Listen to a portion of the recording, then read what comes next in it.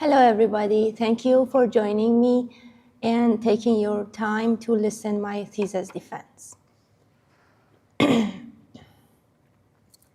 First and foremost, I would like to express my gratitude to my mother for her unwavering support and dedication over the past 36 years.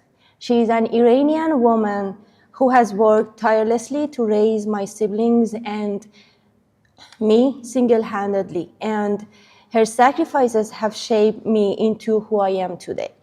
I also want to extend my heartfelt thanks to Jason Burrell, my chair, and Kerry Watson and Bobby Ayoso, who served as my committee members, and Debbie Starr, who was my supervisor during my studies. Their expertise and encouragement have played a significant role in shaping my academic pursuits and achievements. Iran is a stunning country with a vibrant culture that spans centuries, renowned for its pioneering contributions to art and culture. Iran boasts diverse ethnic groups, delicious cuisines, cherished traditions, and distinctive architecture. At the core of its cultural tapestry lie numerous forms of original artistry. Being raised in this culturally rich environment, I was inspired from a young age to delve into Iranian arts. Throughout my teenage years, I studied various art forms, including tazhib and calligraphy, drawn by the appeal of Iran's artistic heritage. However, recently, the allure of Iranian culture manifested through its art has been contaminated by injustices and violence. These unjust practices have become defining elements of Iran's current societal framework. 45 years ago, in 1979, Iranians embarked on an Islamic revolution fueled by the aspirations of attaining democracy and justice. However, in the present days, after more than 4 decades, the outcome has been the erosion of social justice and freedom. Frustrated by this reality, the Iranian people resolved to voice their dissent with courage against unjust laws of the state. In 2016, initial protests symbolically led by young girls known as the Girls of Enqilab Street centered around discarding scarves as a protest against compulsory hijab. Vida Mowahed initiated this movement, inspiring many to follow suit. Subsequently, the scarf protest evolved into a metaphor for broader women's social dissent, declaring autonomy in clothing and religion choices. While sporadic protests have occurred for years, the last year has witnessed a notable escalation in their frequency and intensity. On September 16, 2022, protests peaked with self-proclaimed government agents called Gasht Ershad, which is a religious police, caused the death of 22-year-old girl Mahsa Amini. Evidence pointed to beating and head trauma, but officials denied responsibility, refusing to admit guilt. Instead, journalists Nilufar Hamidi and Elaheh Mohammadi, who publicized the news, were arrested, imprisoned, and tortured. Post-September 16, Mahsa Amini's death sparked anger and protests among Iranians globally, attracting support from people, including non-Iranians, against social injustice. From afar, I was unable to physically join the street protests from outside Iran. My only means of contribution was to convey my feelings and thoughts in any possible way. I posted on social media, circulated photographs, and joined the protests in Orlando. I shed light on the reality faced by the Iranian people and act as a spokesperson for those outside Iran, given the severe repression by Iranian government agents hindering the transmission of accurate information. As an artist, I felt compelled to create art about what made my mind frantic. I initiated my work by creating a video that featured me re-singing the song Baraye. It's a Persian word means because of in English. A song that enumerates all hardships Iranians face for the last 45 years. My video depicted me tearfully re-singing Baraye while displaying images of some of those who lost their lives due to the Iranian government's incompetence and oppression. In a symbolic gesture of solidarity with the Iranian people, I finished the video by cutting my hair. Since then, hair has been added as a symbol of my presence in my artworks. An integral aspect of my work is creating an immersive and overwhelming atmosphere for viewers. Through this, I aim for them to grasp my message and comprehend the struggling situations I often encounter. Kusama's installations inspired me to achieve my goal.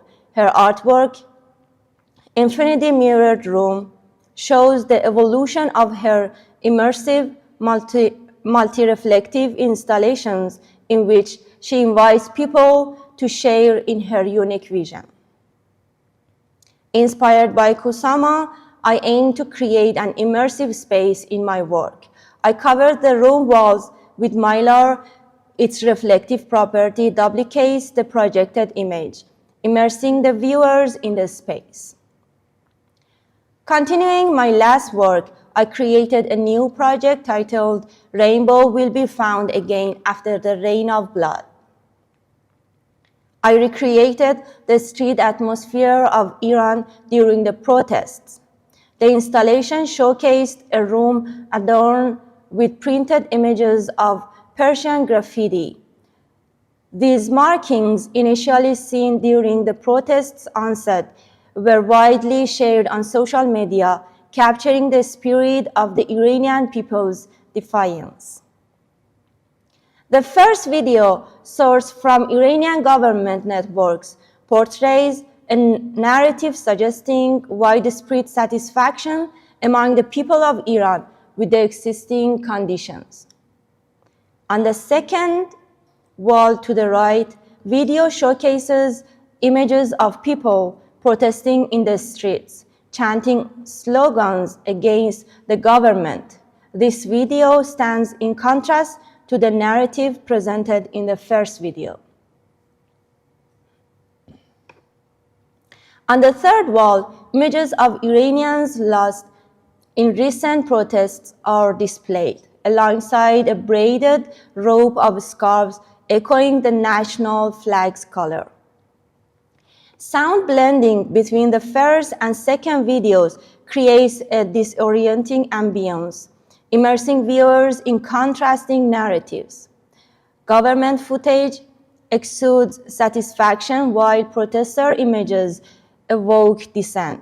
The third wall serves as a haunting backdrop, featuring images of those who perished, adding a tragic layer to the experience. While my previous artwork delved into Iranian stories, they were sometimes perceived as very violent and painful, proving challenging for non-Iranian viewers. My aim in addressing human rights through art is to amplify the global voice of Iranians, fostering awareness and encouraging individuals to rally for justice. Having been raised in Iranian culture, my identity and artistic taste naturally drawn from this background. However, I recognize the importance of using a universal visual language.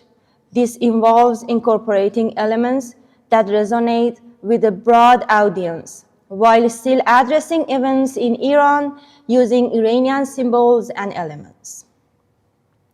In my future as artistic endeavors, I moderate them by infusing heavy concepts with aesthetic beauty, ensuring accessibility to all audiences. These aspirations guided the creation of the My Champions project, aligning my artistic vision with the universal pursuit of human rights.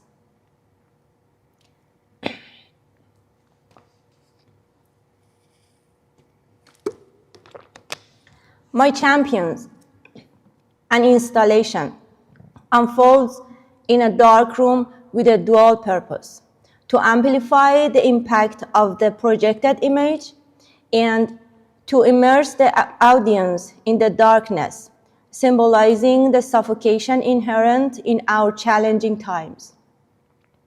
Structured on 7 layers of blood red tulle, the artwork features 7 nooses scattered among them, representing the struggles faced by those who decided to speak out loudly. This symbolism of 7 layers reflects my own journey, a departure from my homeland to pursue graduate studies in the United States 7 years ago. In expressing the tremulous hearts of mothers, the lives lost, and the bloodshed, I sought symbolic elements or potent colors to convey my emotions. Chiyota's use of red in her artwork served as significant inspiration, leading me to adopt it as the dominant hue in my recent works. Berlin-based international artist Chiyota Chihiro is known for performances and installations that express the intangible, memories, anxiety, dreams, silence, and more. Often raising out of personal experience, her works has captivated people all over the world by questioning universal concepts such as identity, boundaries, and existence. While for her, warm red signifies faith, care, and connection between humans, the color red in my recent artworks carries profound symbolism, referencing the third of the Iranian flag, signifying the lives lost during the 1979 revolution, also visually representing the dominance of unjust laws, silencing individuals, and highlighting the oppressive tactics of a government resorting to violence.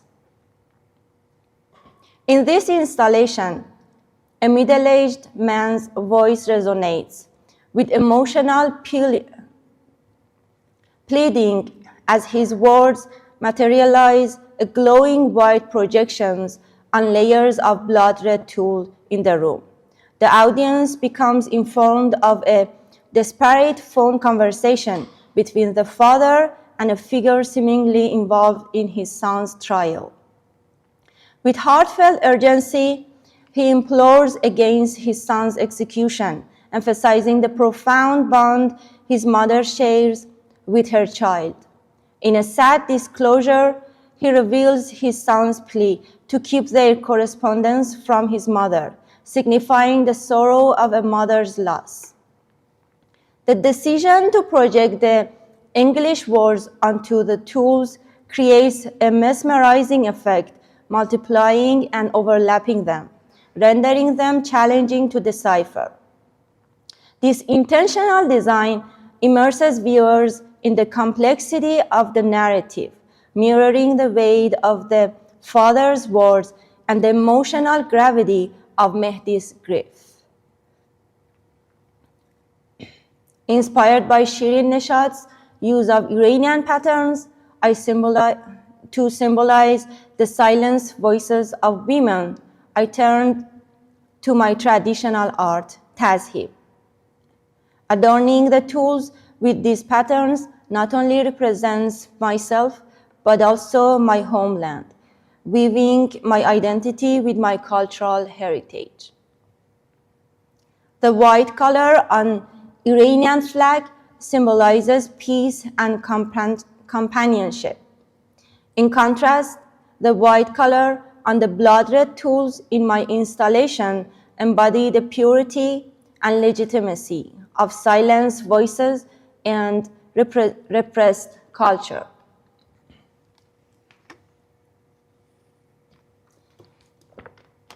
Seven braided nooses are spread throughout the layers of tulle, with two of them intricately braided to reflect the colors of the Iranian flag. The nooses made from braided scarves are integral to my artistic creation as a symbol of female protesters. The quantity of nooses corresponds to the collected used scarves from Iranian women. As I accumulate more scarves, I plan to augment the number of nooses. Iran, my homeland, boasts a timeless beauty and a profound artistic legacy. Iranian scientists such as Ibn Sina, Abu Rayhan Biruni, and Razi have left an indelible mark on human history through their scientific innovations. And the poetic realm flourished with literary giants like Rumi, Hafiz, and Sadi, further enriching Iran's culture. These verses from Sadi Bani Adam decorate the walls of the United Nations building in New York. It says, "Human beings are interconnected members of a united whole, sharing a collective essence and soul. The application of pain upon one individual resonates throughout the entirety, causing unease among the other members. The essence of humanity lies in the ability to empathize and share in the suffering of others." Recently, the allure of Iranian culture manifested throughout its art has been contaminated by injustices and violence. These unjust practices have become defining elements of Iranians' current societal framework. In this nation, every heart carries the weight of grief, encompassing loss, profound sacrifice, deprivation, suppression, oppression, and denial. However, these sorrows do not serve to defeat us. Instead, they fuel our determination to reclaim what we have lost. Despite relentless acts of violence, the blood spilled fortifies our unity like a somber energy source, propelling us to voice our grievances loudly. In the face of longing, our hearts find strength to confront the sources of our pain. This shared cry becomes a rallying point, uniting us beyond political or social lines, driven by a collective yearning for social improvement. To embody the beauty of unity, I created an installation called Secret Beauty. At first glance, viewers are captivated by the aesthetic allure of Iranian art. However, delving deeper reveals narratives of profound mourning rooted in injustice, evoking empathy. The overlapping multiple layers of transparent sheets adorned with the shape of layers of Shoabbasi flower serve as a powerful visual metaphor, accentuating the theme of unity. Analogous to a flower's gradual growth and blooming from bud to full blossom, the Shoabbasi layers are stacked to compose a comprehensive flower that not only captivates the eye, but also stands as an indestructible symbol of unity and strength. The shape of the Shah Abbasi flower, a significant motif in Tazhib art, is divided into 7 layers. Each layer is meticulously filled with words rendered in Persian nastaliq, a calligraphy style deeply rooted in Iran's history. I filled out each layer with Persian calligraphy by hand. After photography and editing, I printed them on transparent sheets and hung in the middle of the room. In this installation, the words unfold the narrative Mehdi's father conversing with a person over the phone. The color of blood is infused into the words, mirroring the grim realities of these times. Tales of bloodshed, murder, sorrow, and mourning. Each letter and word represents individuals who share the weight of Mehdi's father's grief. Inspired by Parker's artwork, Cold Dark Matter, I sought to use a new element to add a new dimension to my installation and immerse viewers further in my workspace. Cornelia Parker, always driven by curiosity, she reconfigures domestic objects to question our relationship with the world. Using transformation, playfulness, and storytelling, she engaged with important issues of our time, be it violence, ecology, or human rights. By blowing a shed up, she is taking away the safe place, then suspending the fragments recreates the moments of explosion. The culmination of this union manifests as I project a spotlight through the transparencies, casting immense shadows that surround both walls and bodies. As the shadows extend over each individual, they become both beautiful and commanding. Echoing the silent screams with each person's story. Faced with this immersive experience, individuals have little choice but to succumb to the overwhelming chorus of united cries. In this moment of acceptance, a crucial question emerges.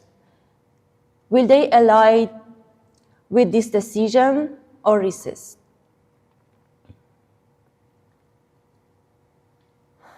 Motherland, where everything is familiar, where you know all the ways, not just the way home, but even the seemingly unfamiliar ones. When the pressure and suffocation within a country become unbearable, it compels its inhabitants to emigrate, leaving behind their motherland. I found myself in the position of having to emigrate due to the unjust laws that diminish hope for a promising future in Iran. Upon immigrating to America in September 6, 2019, despite being an artist with numerous skills, I experienced a phenomenon known as cultural shock, which cornered me for an extended period. In response to the overwhelming challenges, I decided to create a video animation as a means to represent the issues constricting my life. This video animation has 7 chapters. In each chapter, as the white lines move to make the airplane symbolizing the decision to immigrate, and the green lines in the background shape my memories, my voice narrates my life story. My narration, filled with sadness, carries an Iranian accent in English, deliberately peppered with grammatical and pronunciation mistakes that are integral to my migration narrative. At the end of each episode, an external force dismantles everything I've built, forcing me to start again. During each part, I start, fail, get hopeless, but do not despair, and start again. With Kentridge's animations, I chose to convey my message through a simplified 2D drawing animation. With this video, History of the Main Complaint, 1996, serving as a backdrop, William Kentridge discusses how artists draw upon tragedy as subject matter for their work and how drawing itself can be a compassionate act. He says artists can use pain as raw material in their artwork by channeling their own or others' pain into their creative process. Artists can create powerful and emotionally charged pieces that resonate with viewers.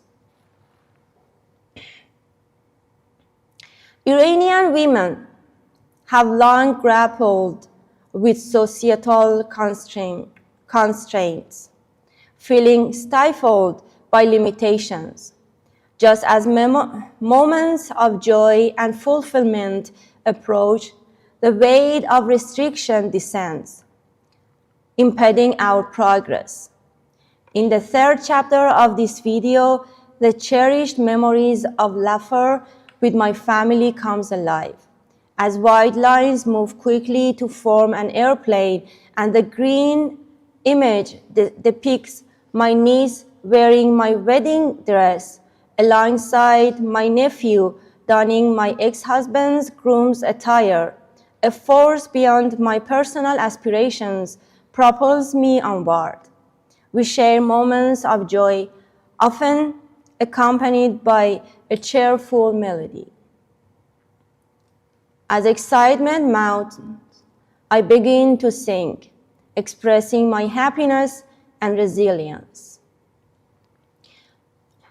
یک نفسی پیک سحری بر سر کویش کن گذری گو که ز هجرش بفغانم ای که به عشقت زنده منم گفتی از عشقت دم نزنم من نتوانم The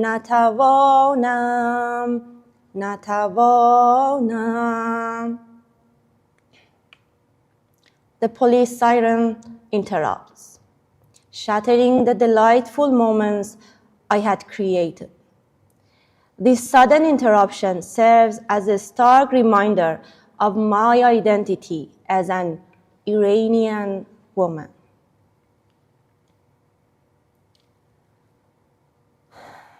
In the current somber atmosphere, all Iranians share in collective mourning. In every city, solemn graves stand as painful memorials to those who embodied bravery and lived by values that gave them strength to confront loss. The nation's heart bears a tangible sorrow for the departed. However, this grief is intertwined with pride for the cherished departed ideals. In these trying days, Iranian mothers serenade their children's graves with songs of yearning. Birthdays and weddings are commemorated on these hallowed grounds.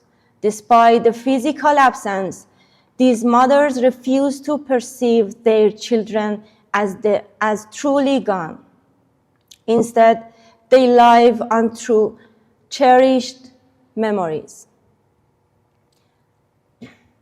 The memorial project was inspired by the tradition of mothers in my homeland singing lullabies at the graves of their lost loved ones. This project features a crepe mobile installation symbolizing solidarity with Iranian mothers and offering a heartfelt lullaby for their departed children. The audio installation presents a sorrowful lullaby sung by a woman in Kurdish. Although the words are unfamiliar, the melody's universal appeal transcends language barriers. While reminiscent of religious hymn for Christians, the lullaby's emotional resonance makes it relatable to audiences of all backgrounds.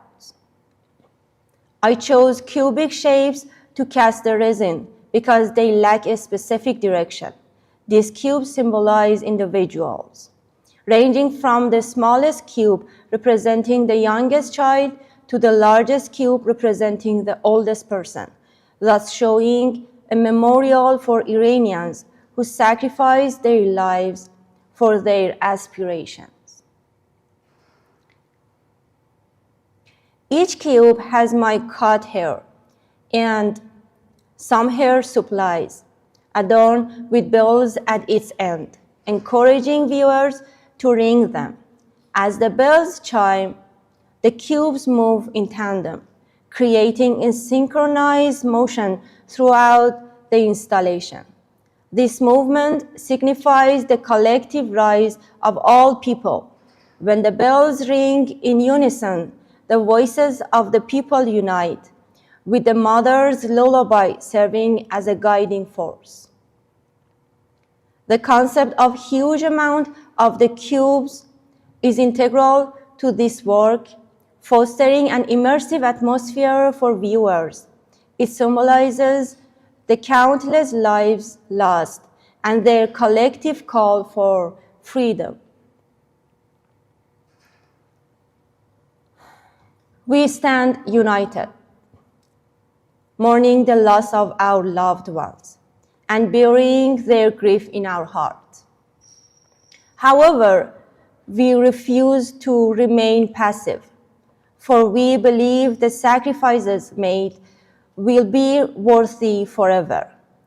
This notable cause binds us, compelling us to raise our voices fervently, that not only those eager to hear our message shall hear, but all who deny our voice will be compelled to listen and embrace our message. We want to convey our call for freedom, social equality for all people worldwide. Thank you for being here, and I appreciate your feedback and thoughts.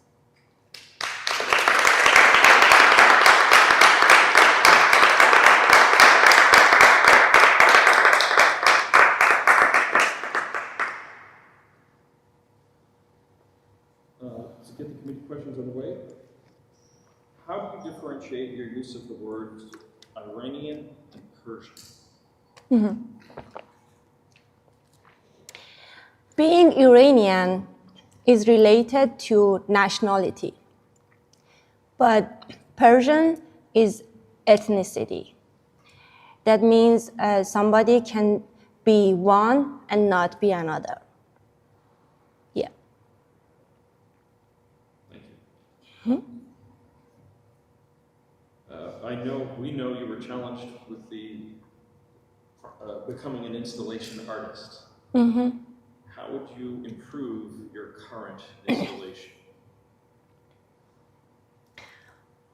First of all, I would always like to have a big room to display my installation, because I believe if I can expand it and make it bigger, I could make it more immersive, which is my, big goal. And also, if I make it more immersive, I could invite people interact with my piece, and interacting with art works make them feel more and, you know, enhance my concept. And so the plan is to be able to improve my material and expand the space that I'm displaying in. Anything else? So in this show, I experienced some sound interfering, which was kind of new to me because it was the first time that I was displaying all together. So I would have more practice to see how I can manage it, and maybe, you know, adjusting different speakers, or, you know, in different spots. And yeah, light interfering was another problem. And so I believe that if I could improve that problems, I could, you know, enrich and enhance my installations. One of the things we experienced here in your thesis defense is the difference between the current installation memorial and your past installation memorial. Mm-hmm. Should the walls here have been painted red? Yeah, that could be another option, but for this artwork, because the main goal was to, you know, to connect all of them together. I believe that if I painted wall and painted red, it may affect other art piece, which I didn't like. And for example, it may reflect to my animation. I never like to have, you know, that kind of red reflection on it. But you see that I covered the first path with mylar, which I thought that it didn't affect other art pieces, so I decided to do that. But I had to, you know, I had to give up some parts of my previous installations to be able to connect all of them together. And as I said, because the whole instruction and the whole installation was more important to me. So, you know, the good connection between them was important. So I had to give up some of them. Thank you. Mm-hmm. Why did you not use images from this current installation in your defense? Throughout your defense, we were looking at the work in previous semesters. Why that difference? Yeah. So I want to say, as you may notice, in this presentation, I wanted to start from colorful slides and end with red. And so I started from that colorful pictures of, you know, Iranian foods and Iranian arts, and then changed to white and then black and then red. That was intentional. And if I use the picture of my recent work here, it was not in red. So I decided to keep my last pictures from my previous, you know, from my previous final critique to keep the red. And that was why I used my other pictures. And also, there was not for example, for animation, there was not that, I want to say, that lightening to take a good pictures. So I decided to pick the best picture so far. Mm-hmm. Thank you. What's next? Next, as a visual artist, I'm planning to be creator and keep working on my studio practices. As I said, to expand my installations with different material in a big room and exhibitions, and then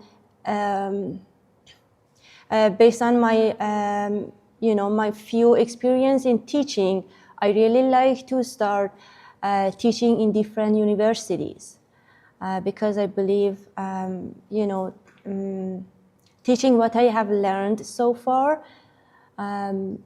is good experience for me to be able to to convey what I have learned and convey everything that I know about art. And yeah. If you would have had more space, are there other things you would have included that you've made during your time here? Or if you could reconfigure it, would you have done things differently? I don't think I add the new art piece, but I like to expand each art piece. For example, if I have more space, I would definitely add more cubes to make vast environment for that, or have a huge screen for my animation.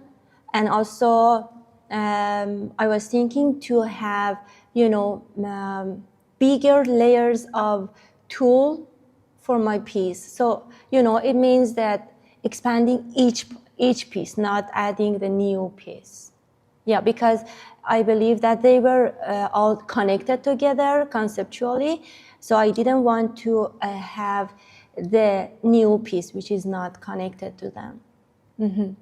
Thank you. Mm-hmm. Can you share what it was like a little bit more in depth to pivot from traditional Tazi paintings that is all about promoting the traditional culture and the beauty of Iran, pivoting to a more humanitarian conflict and maybe global struggles? Mm-hmm. When I start this program, I really wanted to talk about my cultural heritage and including Iranian arts. First, I started making some, making the new art pieces inspired by Tazhib. But after a while, I was thinking it doesn't have to be necessarily talking about Iranian art. So I decided to talk about Iranian culture because I believed if I talk about Iranian culture, it means I can talk about Iranian art. And also, when I moved forward, I started talking about myself as an Iranian woman because I believe that when I'm talking about myself as an Iranian woman, it means I'm talking about my culture because when I'm talking about my concern, my routine, my childhood, it means I expressing what I was facing before. So I still express my culture, but in a global way and in a new way, and with a richer concept, which means, you know, talking about culture at the same time, you know, inviting people for awareness, for a global awareness. How did that feel in the beginning? At the beginning, you mean when what beginning? Like at the beginning of the program or what? No, like how did it feel internally to start showing the other side of the art that you're making? Yeah. You know, because as I said, I always think about expanding my work conceptually and, you know, objectively. But so I believe I'm still talking about my culture, but it's just in a new way. And I'm glad that I could have that opportunity to talk vastly. And and actually I want to say that one of the big things that inspired me to start talking about, you know, Iranian people was Iranian uprising. And it inspired me to talk more and more about Iranian people and specifically Iranian women. So, and you know, I'm an Iranian woman. So, yeah, I thought that I'm still in the same path with different, you know, different approach maybe. Mm-hmm.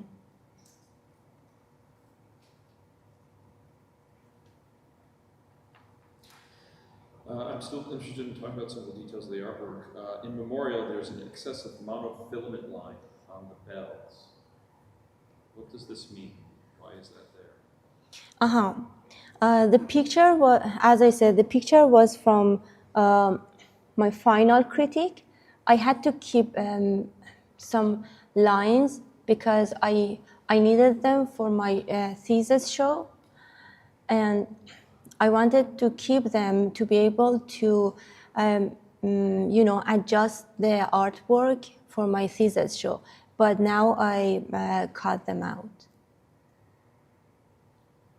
Does the presence of the work 650 here, which is a autobiographical piece, does that diminish some of the politics? Because the rest of the work in the exhibition is about the current political situation in Iran. Does that contrast between personal and political diminish or contradict each other in any way? For 650, it was my first piece when I started, you know, creating installation and something rather than sculpture. That's why it was important for me to show it here. And the other reason was the initial animation is like 10 minutes and 20 seconds, 22 seconds. But as I said, I had to adjust all pieces based on the whole concept of you know, this installation. And also, as you may notice, at the beginning it starts talking about, you know, immigration difficulties, but it ends up with political issues, and it ends up, you know, talking about woman life freedom. So as I said, in one way, on the one hand, it was important to display it, and on the other hand, I tried to adjust it in this installation with, you know, a little changing, a little, you know, adjustment in this animation. Yeah. Were you happy with how the Mylar worked, or would you have rather, if money wasn't, an issue, or, would you have used mirrors, or would it have been, flat, or how did you feel about the Mylar? Yeah, absolutely. If I could afford it, I would definitely use my mirrors. And you may know that there is some mirrors that distort the images. So if I want to, a distort reflective image, I could use the mirror, with that possibility. But for now, I just ended up with Mylars. Mm-hmm. Yeah. What's the next step with the hair? Wow. Yeah. As you notice at the end of this path, I invited people to interact with my art piece. And I want to say it was the most important part of my work. And so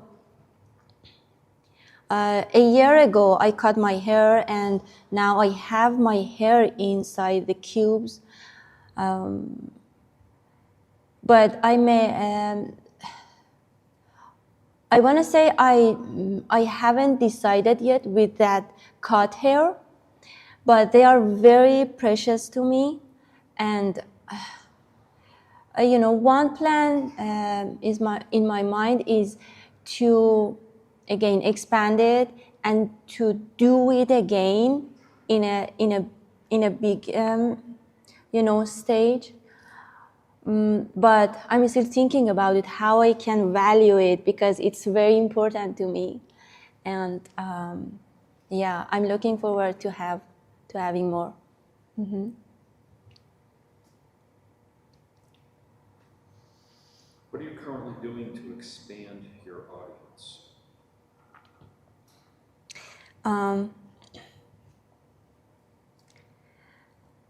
You mean invitation or any kind of expanding? So,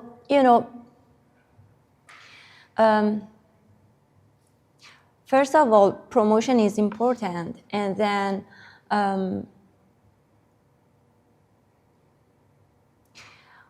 because I saw people in the opening, I saw people in the line waiting for entering. So I believe if I had a big space, I didn't have to ask people to stop there and wait for entering. And so that line just sometimes just make people just get back and give up going there. So maybe if I have a big room that could have more people inside, will invite people to interact more and spend more time there because they were enjoying there. But in this show, I saw people when they see it got very crowded, they decided to leave. So if I had a bigger room, I could have more for a longer time and invite more people. And I said, absolutely, promotion is important as well. But you're looking to promote political change. Are you satisfied with reaching out to just the art audience? Physically visit your gallery? I'm still thinking about it. Yeah, and because I have to decide how I want to, publish my work, how I want to introduce myself nationally and internationally, because my works are political works and, may affect my safety in Iran. And so, yeah, I still think about it.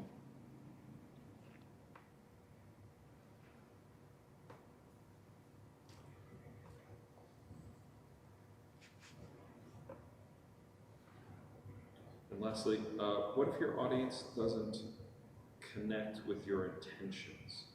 You have very specific intentions tied to kind of experiential meaning, familiarity with Iran, but most of the global audience is not up to speed to your political awareness. What if they don't connect?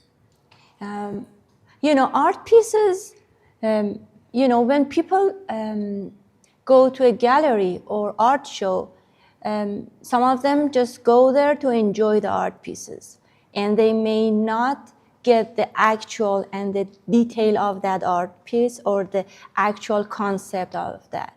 I'm fine as long as they enjoy my works. And for example, for the last piece, Secret Beauty, most of them was looking at that because that was beautiful to them. And they may not get the concept, and that's fine for me. And as I said, as long as they enjoy the pieces. Yeah, and I believe if they want to know more about it, they can reach out to me or they can read the statements and know more about the details. Thank you very much. It is time for questions from the audience. I'd remind you all, please, to keep it to questions. Thank you. Elaheh, you are such an admirable woman, an admirable person. In the short time that I've known you, I've shared your struggle with the language and your persistence and your resilience and your commitment to your art, to your culture, and to your vision. How did acquiring a new language, thus adapting some of that new culture, affect your process of making art about your culture? Because I'm also a dual speaking person, a bilingual person, my mind is split sometimes with my culture and American culture. And they kind of blend at times, both in my artwork and my persona. Tell us about what it was like for you to create in such a state, kind of one leg in one continent, one leg in the other, and your heart in both places. Yeah. At the beginning, that was very hard to me to just talk in English and making art in English and making art for non-Iranian people.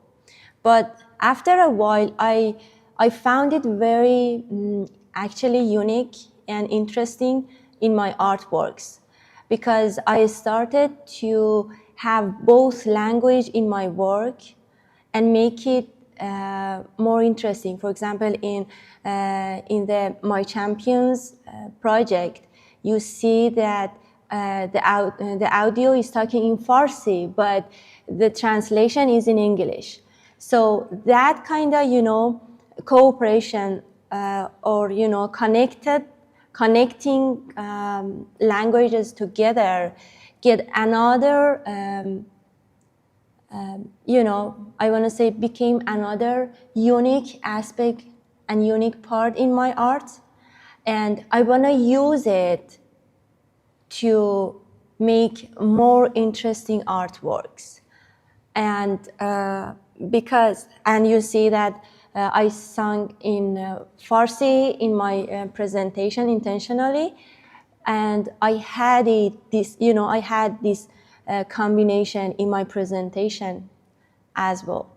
So I want to say that at the beginning that was difficult, and it's not just about language; it's also about the culture.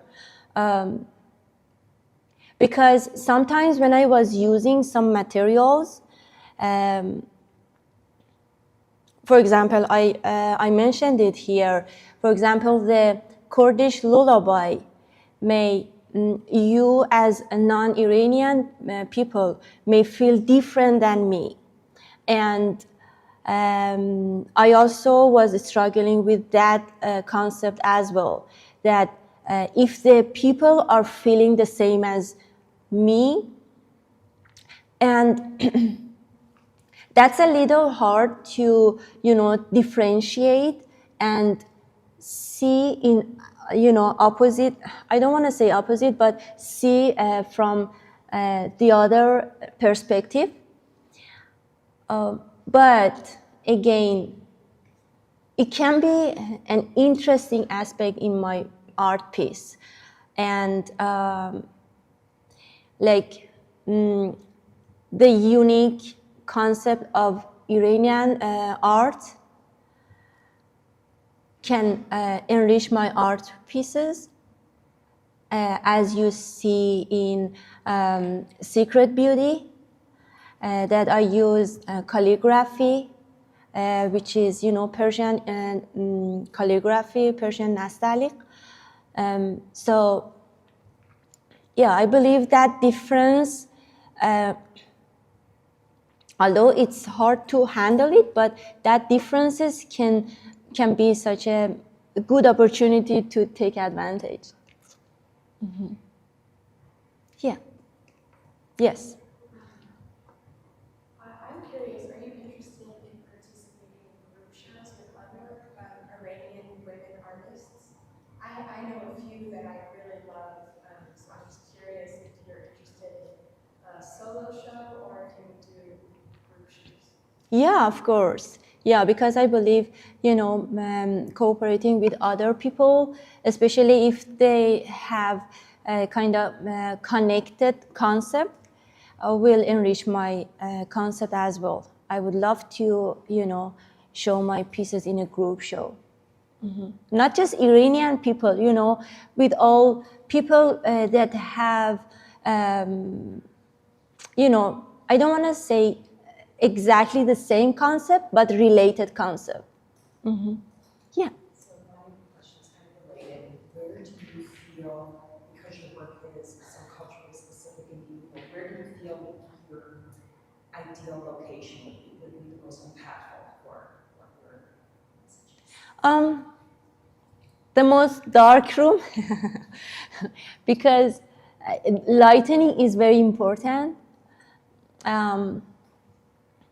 And as I mentioned in my presentation, if I could make a super dark room, I could handle the projection very well, and I could even make the concept of darkness, which is related to my concept. And so, yeah, like with no window, with no lightning, and just make a little light with my, videos, and that's it. Does the location matter as far as nationally or internationally too? No, yeah.